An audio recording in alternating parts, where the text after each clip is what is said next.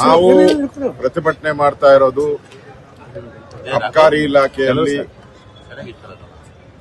ಲೂಟಿ ನಡೀತಾ ಇದೆ. ಪ್ರತಿ ವೈನ್ ಸ್ಟೋರು ಬಾರ್ಗಳು ಮಂತ್ಲಿ ಫಿಕ್ಸ್ ಆಗಿದೆ.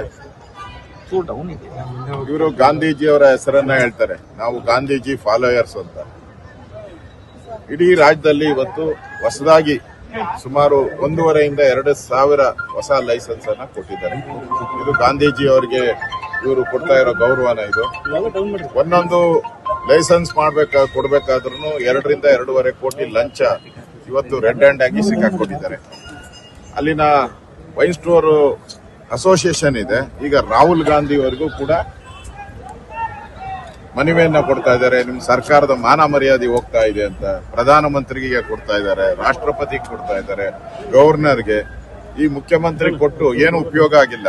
6 ತಿಂಗಳಿಂದ ಮುಖ್ಯಮಂತ್ರಿಗೆ 3-4 ಬಾರಿ ಭೇಟಿ ಮಾಡಿದ್ರು ಕೂಡ ನಾನು ನೋಡೋಣ ಮಾಡೋಣ ಅಂತಾರೆ. ಯಾಕಂದ್ರೆ ಇದ್ರಲ್ಲಿ ಪಾಲು ಅವ್ರಿಗೂ ಹೋಗ್ತೈತೆ. ಮುಖ್ಯಮಂತ್ರಿಗೆ ಪಾಲು ಹೋಗಿಲ್ಲ ಅಂದ್ರೆ ಅವ್ರು ಇಷ್ಟೊತ್ತಿಗೆ ಈ ರಾಜೀನಾಮೆ ತಗೋಬೇಕಾಯ್ತು. 3 ವಿಡಿಯೋಗಳು ಬಂದಿದೆ. ಕಳೆದ 1 ವರ್ಷದಲ್ಲಿ 3 ವಿಡಿಯೋಗಳು ಬಂದಿದೆ. ಡೀಲ್ ನಡೀತಾ ಇರೋದು, ಎಷ್ಟು ರೇಟ್ ಫಿಕ್ಸಿಂಗು, ಮತ್ತೆ ಲೈಸೆನ್ಸ್ ಯಾವ ರೀತಿ ಹಣ ಕೊಡಬೇಕು, ಯಾರ್ಯಾರಿಗೆ, ಇನ್ಸ್ಪೆಕ್ಟರ್ಗೆ ಎಷ್ಟು, ಕಮಿಷನರ್ಗೆ ಎಷ್ಟು, ಮಂತ್ರಿಗೆ ಎಷ್ಟು, ಮಂತ್ರಿ ಮಕ್ಕಳಿಗೆ ಎಷ್ಟು, ಇವೆಲ್ಲ ಒಳ್ಳೆ ಸಿನಿಮಾದಲ್ಲಿ ನಡೀತಾ ಇರೋ ತರ ನಡೀತಾ ಇದೆ. ಇಷ್ಟಾದ್ರೂ ಕೂಡ ಮುಖ್ಯಮಂತ್ರಿಗಳು ಕಣ್ಣು ಕಾಣದ ರೀತಿಯಾಗಿ ಧೃತರಾಷ್ಟ್ರದ ರೀತಿ ನಿಂತಿರೋದು ನೋಡಿದ್ರೆ ಇದರಲ್ಲಿ ಅವ್ರ ಪಾತ್ರನೂ ಇದೆ. ಮಂತ್ರಿನೂ ಹೇಳಿದ್ದಾರೆ, ನನಗೆ ಇರೋದು 3 ಜಿಲ್ಲೆ ಕೊಟ್ಟಿದ್ದಾರೆ, ಉಳಿದಿದ್ದೆಲ್ಲ ಬೇರೆ ನೋಡ್ಕೊಂತ ಇದ್ದಾರೆ ಅಂತ ಸ್ವತಃ ಮಂತ್ರಿಯ ಬೆಂಬಲಿಗರೇ ಹೇಳ್ತಾ ಇದ್ದಾರೆ. ಅಂದ್ರೆ ಇದು ನನಗನ್ಸ್ತೈತೆ ಕರ್ನಾಟಕದ ಇತಿಹಾಸದಲ್ಲಿ ಹಿಂದೆ ರಾಮಕೃಷ್ಣ ಹೆಗಡೆ ಅವರು ಇದ್ದಾಗ ಲಿಕ್ಕರ್ ಒಂದು ದೊಡ್ಡ ಹಗರಣ ಆಗಿ ಇಡೀ ಸರ್ಕಾರನೇ ಹೋಗುವಂತ ಪರಿಸ್ಥಿತಿ ಆಗಿದೆ. ಇದು 2.5-3 ಸಾವಿರ ಕೋಟಿ ಲೂಟಿ ಮಾಡಿ ಚುನಾವಣೆಗೆ ಕಳಿಸೋಂತ ಹುನ್ನಾರ ಮಾಡಿದ್ದಾರೆ. ಈ ಎಲ್ಲ ಪೂರ್ತಿ ಹಣನೂ ಕೂಡ ಅಸ್ಸಾಂಗೆ, ತಮಿಳುನಾಡಿಗೆ, ಕೇರಳಗೆ ಹೋಗುವಂತದಕ್ಕೆ ಈಗಾಗಲೇ ಎಲ್ಲ ಪ್ಯಾಕ್ ಮಾಡಿದ್ದಾರೆ. ಅಷ್ಟು ಹಣ ಕಲೆಕ್ಟ್ ಮಾಡ್ತಾ ಇದ್ದಾರೆ. ಅದಕ್ಕೋಸ್ಕರ ಮುಖ್ಯಮಂತ್ರಿ ನನ್ಗೆ ಗೊತ್ತೇ ಇಲ್ಲ, ನಾನು ನೋಡೇ ಇಲ್ಲ ಅನ್ನೋ ರೀತಿ ಇಲ್ಲಿ ಕೂತಿದ್ದಾರೆ. ಇದರ ವಿರುದ್ಧ ಈಗಾಗಲೇ ವಿಧಾನಸಭೆಯಲ್ಲಿ ನಾನು ಪ್ರಸ್ತಾಪ ಮಾಡಿದ್ದೀನಿ.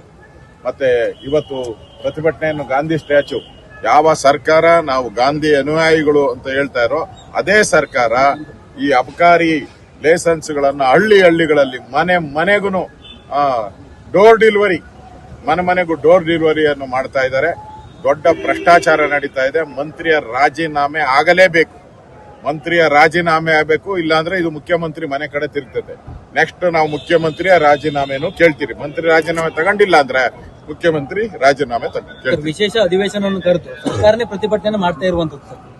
ಅವ್ರಿಗೆ ಗೌರವ ಇಲ್ಲ ರೀ. ಒಂದು ಸರ್ಕಾರ ಕಾನೂನು ಸುವ್ಯವಸ್ಥೆಯನ್ನ ಕಾಪಾಡೋದು, ಸರ್ಕಾರ ನಡೆಸೋದು ಅವ್ರ ಜವಾಬ್ದಾರಿ. ಅಂತವರೇ ಬೀದಿಗಿಳಿದು ಮಾಡ್ತಾರೆ ಅಂದ್ರೆ ಎಷ್ಟು ಬರ್ಗೆಟ್ ಹೋಗಿದ್ದಾರೆ ಇವರು, ಎಷ್ಟು ಕಾನೂನು ಸುವ್ಯವಸ್ಥೆಯನ್ನ ಹಾಳು ಮಾಡಿದ್ದಾರೆ ಅಂದ್ರೆ ಜನರ ಮನಸ್ಸನ್ನ ಡೈವರ್ಟ್ ಮಾಡಕ್ಕೋಸ್ಕರ ಮಾಡ್ತಾ ಇರುವಂತ ಒಂದು ಪ್ರತಿಭಟನೆ ಇದು. ನಾಚಿಕೆ ಆಗ್ಬೇಕು. ನಮ್ಮ ಸರ್ಕಾರ ನಡೆಸೋರು ಈ ತರ ಎಲ್ಲ ಪ್ರತಿಭಟನೆಯನ್ನ ಮಾಡಿದ್ರೆ ಜನಕ್ಕೆ ಏನ್ ಕಾನ್ಫಿಡೆನ್ಸ್ ಮಾಡ್ತದೆ? ಬೇಲಿನೇ ಎದ್ದು ಹೊಲ ಮೇಯೋ ಸ್ಥಿತಿಗೆ ಬಂದಿದೆ. ಕಾನೂನು ಸುವ್ಯವಸ್ಥೆ ಕಾಪಾಡುವಂತಾರೆ ಬೀದಿಗಿಳಿದು ಹೋರಾಟ ಮಾಡ್ತಾರೆ ಅಂತ ಹೇಳಿದ್ರೆ ಈ ಸರ್ಕಾರಕ್ಕೆ ಮಾನ ಮರ್ಯಾದೆ ಏನು ಇಲ್ಲ, ಗೌರವ ಇಲ್ಲ. ಮುಖ್ಯಮಂತ್ರಿ ಆದ್ರೂ ಬುದ್ಧಿ ಹೇಳ್ಬೇಕಾಯ್ತು. ಅವರು ಇದಕ್ಕೆ ಬೆಂಬಲವನ್ನ ಕೊಡ್ತಾ ಇದ್ದಾರೆ ಅಂದ್ರೆ ಎಂಟೈರ್ ಸರ್ಕಾರ ಇವತ್ತು ಭ್ರಷ್ಟಾಚಾರದಲ್ಲಿ ಮುಳುಗಿದೆ. ಅದನ್ನ ಡೈವರ್ಟ್ ಮಾಡಕ್ಕೋಸ್ಕರ ಮತ್ತು ಇವರಿಬ್ಬರ ಜಗಳ, ಮುಖ್ಯಮಂತ್ರಿ ಚೇರ್ ಜಗಳ, ಇದನ್ನ ಡೈವರ್ಟ್ ಮಾಡಕ್ಕೋಸ್ಕರ ಕೇಂದ್ರ ಸರ್ಕಾರದ ಮೇಲೆ ಗೂಬೆ ಕೂಸಕ್ಕೋಸ್ಕರ ಇವತ್ತು ಪ್ರತಿಭಟನೆಯನ್ನ ಮಾಡ್ತಾರೆ. ನಾಚಿಕೆ ಆಗ್ಬೇಕು. ಒಂದು ಆಡಳಿತ ಪಕ್ಷ ಈಗ ಪ್ರತಿಭಟನೆ ಮಾಡ್ತಾ ಇರೋದು ನಾಚಿಕೆಗೇಡಿನ ಸಂಗತಿ. ಮತ್ತೆ ಏನು ಕರ್ತಿದ್ರು ಸರ್? ಸದನವನ್ನು ಏನು ಕರ್ತಿದ್ರು? ಕೋಟ್ಯಾಂತರ ರೂಪಾಯಿ ವೇಸ್ಟ್ ಮಾಡಿ ಸದನವನ್ನು ಯಾಕೆ ತೆಗಿಬೇಕಾಯ್ತು ಅಂತ ಅವರು ಸದನ ಕರೆದಿರೋ ಅಂತದ್ದು. ಇಲ್ಲಿ ಇವರಿಬ್ಬರ ಜಗಳ ಏನ್ ನಡೀತಾ ಇದೆ ಮುಖ್ಯಮಂತ್ರಿ ಕುರ್ಚಿಗೋಸ್ಕರ, ಅದನ್ನ ಒಂದ್ ಸ್ವಲ್ಪ ಡೈವರ್ಟ್ ಮಾಡೋಣ ಅಂತ ಮಾಡಿದ್ರು. ಇದಾಗ್ಲಿಲ್ಲ. ಇಲ್ಲಿ ಕರೆದಿದ್ದು ಸದನ ರಾಜ್ಯಪಾಲರ ವಂದನೆ ಮಾಡಕ್ಕೋಸ್ಕರ. ಇಲ್ಲಿ ರಾಜ್ಯಪಾಲರಿಗೆ ಅಗೌರವ ಮಾಡೋದು, ರಾಜ್ಯಪಾಲರಿಗೆ ಅವಮಾನ ಮಾಡೋದು, ಓಡಿ ಹೋದರು ರಾಜ್ಯಪಾಲರು ಅಂತ ಹೇಳೋದು, ಇದೆಲ್ಲ ಗೌರವ ತರತಕ್ಕಂಥದ್ದಲ್ಲ. ಅದರಿಂದ ಎಂಟೈರ್ ಅಧಿವೇಶನ ನನಗನ್ಸುತ್ತೆ ಕಾಂಗ್ರೆಸ್ಸಿನ ಫೇಲ್ಯೂರ್ ಅನ್ನ ತೋರಿಸುವಂತ ಅಧಿವೇಶನ.